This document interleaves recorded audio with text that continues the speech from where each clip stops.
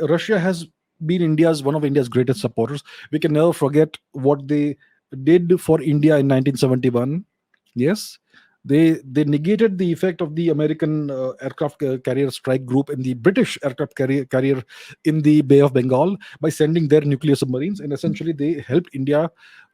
They prevented the Americans and the West from bullying India, and that's how India was able to achieve its objectives, which were achieved in 1971. Yes, so the Russians have helped India. They've helped India in a number of ways, in trade, in defense. They were India's primary supplier of weapons and arms and all that, and some technology transfer as well, and so on and so forth. So Russia has been good for India. But overall, if you look at the big relationship, they have to understand that Russia did everything for its own. When I talk about Russia, I mean the USSR. At that time, it was the USSR. Today's Russia is the political successor of the USSR. It's essentially the same entity repackaged as the nation state of Russia. So it was called the USSR, and it was larger at the time. You can look at the history. It's not very important. What I'm saying is that whatever the USSR did then and whatever Russia is doing now is from its is for its own national interest, for its own self-interest. We know, if you go back to the 1960s, we have the Lal Bahadur Shastri cover-up.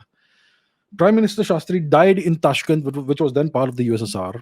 His death was a big mystery. It was a very mysterious death. It has never been explained properly. And it was most likely a cover-up. Yes?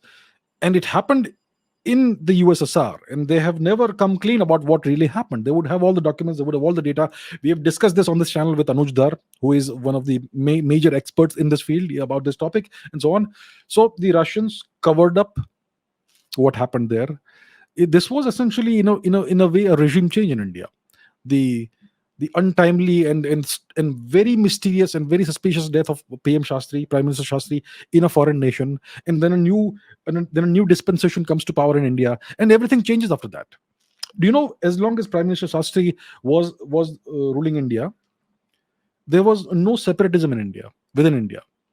The whatever soft separatism exists in various parts of India wasn't there. It did not exist at all. For instance, in the south, you have the so-called Dravidian separatism, soft separatism. Yeah, they see themselves as non-Indian in a way, non-Hindu. We are a separate civilization, separate people. All that nonsense that started after Prime Minister Shastri's death. So a whole new dispensation came to power in India. One that possibly the USSR saw as more pro-USSR than Mr. Shastri was. So in a variety of ways, it helped the USSR, the death of Prime Minister Shastri, yes. Then we obviously have the revelations of Vasily Mitrokhin and Yuri Bezmenov. You can look into that. I'm not going to give an exposition on that. But it confirms the fact that India had eventually became a USSR puppet state, a satellite state of the USSR. Yes, that's what happened. The USSR infiltrated India deeply to the highest levels in governance and so on. You can do your own research about this. So they infiltrated India for their own interests, not for the interests of India. So understand this, that everything is done for whatever a nation does, they do it for their own self-interest. There is no friendship or love. From a people to people perspective, there may be a great deal of warmth, possibly, perhaps, between the people of India and the people of Russia. Perhaps, possibly, maybe. All right? But that doesn't matter in international relations. You're going to use every means at your disposal. Now, look at this. This is from 2015. If India and Russia had this special privileged relationship, how did this happen? Russia agrees to sell 4 Mi-35 attack helicopters to Pakistan. Yes, this was in 2015 when the Russians became open to selling arms and ammunition and having military cooperation, defense cooperation with Pakistan, India's sworn enemy. The number one objective of Pakistan as a nation is to destroy India. And the Russians got into this relationship with the Pakistanis. Yes, 2015 they agreed to sell these helicopters. 2018 they began the delivery of advanced assault helicopters to Pakistan. These are really good helicopters. Okay, so if they sell any kind of arms or ammunition to Pakistan, everyone knows that whenever the Pakistanis use it, they will use it against India. And Russia under Vladimir Putin was perfectly fine doing this. Understand this. Yes. Now, this is from 2021. This is from 2021, barely a year ago. Russia is ready to supply military equipment to Pakistan and hold more military drills with Pakistan. According to Mr. Lavrov, Sergei Lavrov, the Russian foreign minister, who is currently also the foreign minister of Russia. He has met recently with Dr. Jaishankar and expressed the need and the desire of Russia to have stronger relations with India. And just a year ago, just barely over a year ago, they were ready to sell more military equipment to Pakistan and hold more military drills with the Pakistanis. Yes, isn't that nice? Yes, let's see here. So then the Russians and Pakistanis began a series of military exercises from 2016 onwards. It was called the Druzhba friendship exercises. The first iteration of this, the Russia Pakistan military exercises, was in 2016. Yes, this is from 2020. November 5, Russia's forces arrive in Pakistan for a joint military drill. Yes, uh, and this is from 2021. Russia Pakistani Druzhba 21 drills begin in southern Russia. About 100 Russian and 100 Pakistani service members will take part in this thing. So 2016, 2017, 2018, 2019, 2020, and 2021 as well. The Russians and Pakistanis held joint military drills for better integration of the two armed forces and better relationship between the two militaries. Isn't that wonderful? Yes, with India's sworn enemy. But surprisingly, or maybe not so, there has been no Russia Pakistan military exercise in 2022. I wonder why that is the case. I wonder what changed. Yeah, I wonder what changed.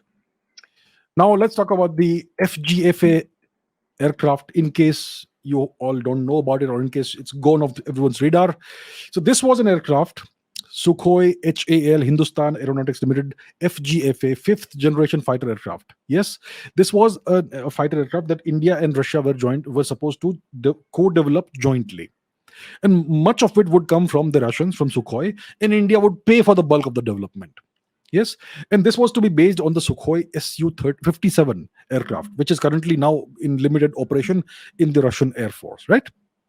So this aircraft was supposed to be designed and built mainly by the Russians, and India would provide all the money, and then there would be a complete technology transfer to India. And then India would become the co-owner of the aircraft, and all the technology would be whatever aircraft India would be built in India, and India would have the entire technology. So this was, I don't know how many $billion worth. Let me see. Okay, 25 billion.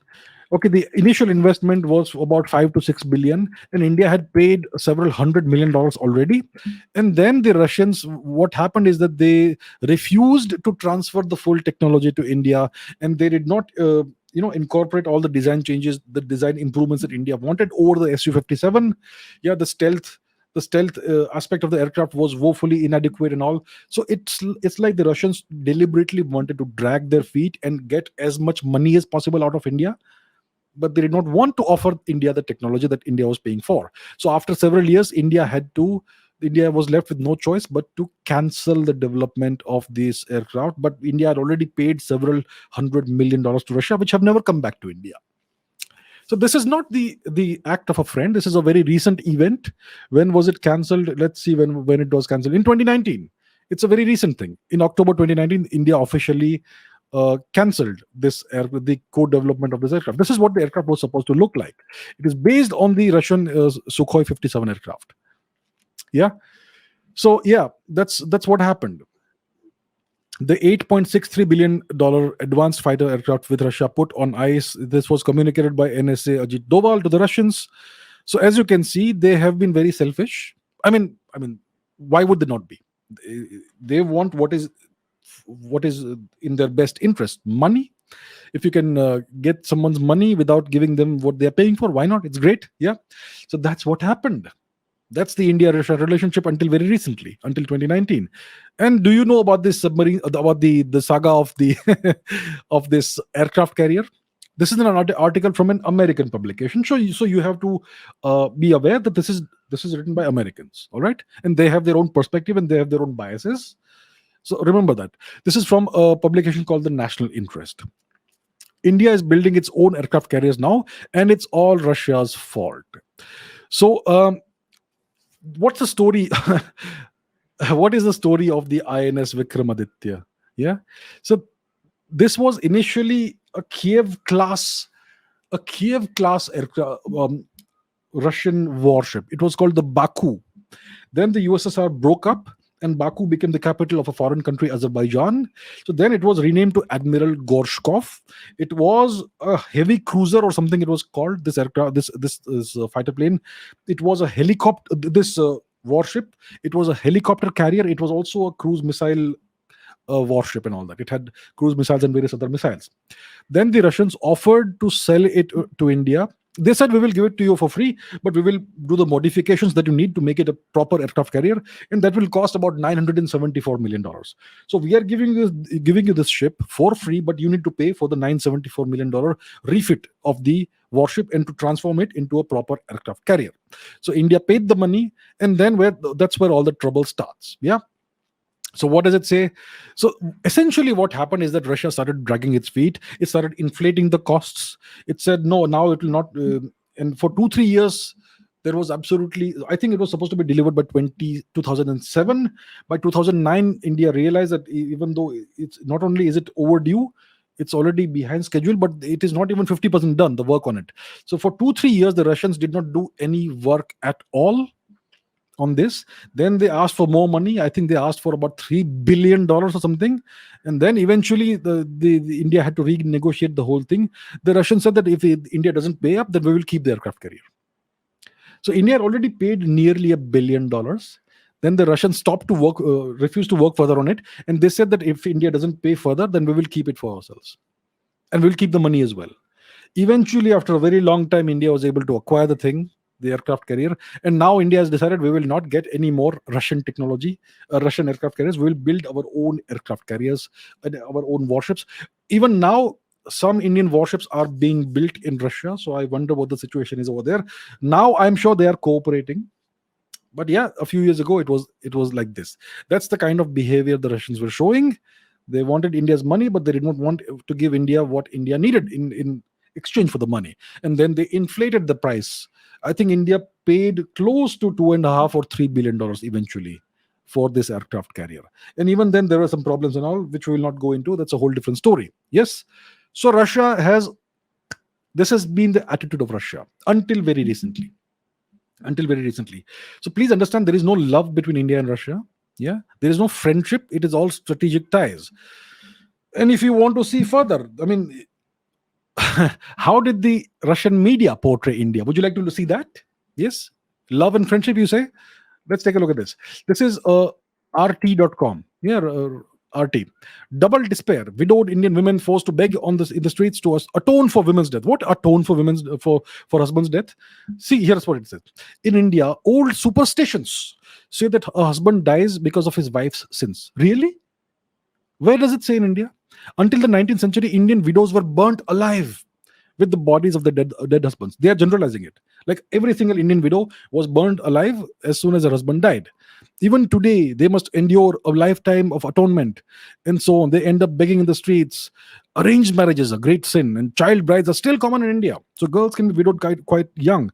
Can you see what sort of stereotyping they're doing? The same stereotyping the English-speaking West does. The Russians were indulging in this until this is an article from 2017, right? Barely less than 5 years ago. Let's see one more. This is Cry of a River. The trouble with India's toilets and drinking water. This is from 2017. According to WHO, which the Russians no longer believe in today, because it's a Western organization. At that time, they believed in the WHO. A third of the world's population lives without access to proper toilets, blah, blah, blah. India is one of many countries in which rural populations suffer acutely, and so on and so forth. Human waste and blah, natural water. The same stereotypes, Hindu-phobic, Indo-phobic stereotypes that the West propagates, the Russians were also propagating. Here's one more. India should prosecute, this is from 2017 again, India should prosecute cow vigilantes for brutal attacks on Muslims and untouchables. Who says this? HRW. What is HRW? Human Rights Watch. Today, the Russians do not believe in anything that Human Rights Watch says because the HRW is a Western organization. In 2017, they were perfectly happy to parrot the lies that the HRW was spewing, right? There you are. And here's one more. This is their Twitter account from 2017. The same nonsense they're spouting over there based on all false lies and all lies and fake news. Here's one more. Death in the slum. This is from 2020. This is even more recent. Death in the slum. India holds its breath as coronavirus spreads to tightly packed shanty town. So the same stereotypes that you see in the West, the Russians were also propagating the same stereotypes. But something has changed recently now. Recently, in recent times, Russia has become a great friend of India's. So, my dear friends, Indians, there is no friendship or love in geopolitics, in international relations. Will this suffice to convince you that neither Russia nor Israel nor anybody else loves India? There is no friendship. Please understand this. Please understand. And it doesn't matter whether you're Indian or you're French or German or from Tahiti or wherever. It applies to all of us. These are general principles. There is no friendship in geopolitics. There is no love in geopolitics, in international relations. All right.